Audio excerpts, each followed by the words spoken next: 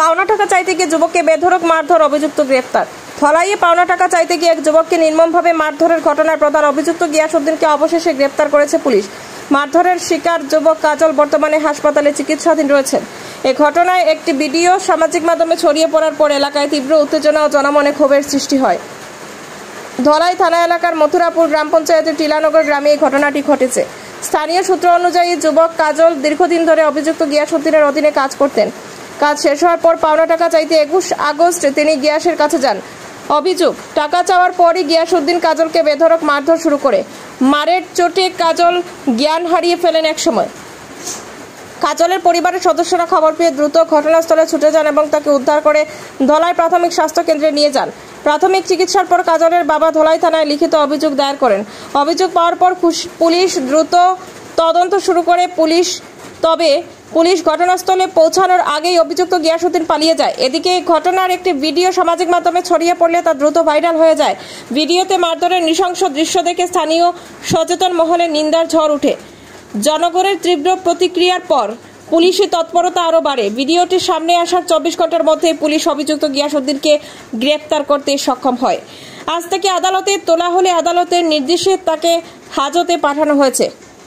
News desk report, Silchar সংবাদ।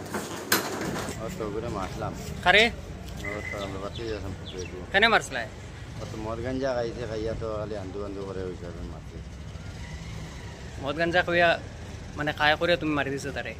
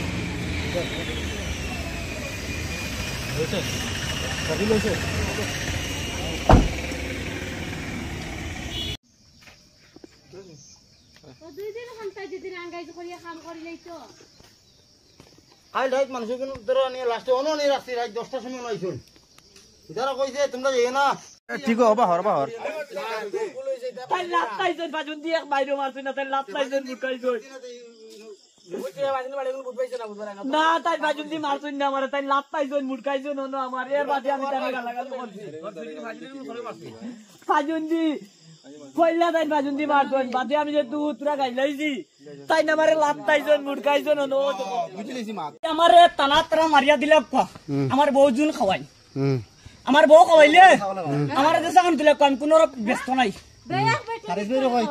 আইতা কো ও বানলাগা বানলাগা দহ বানলাগা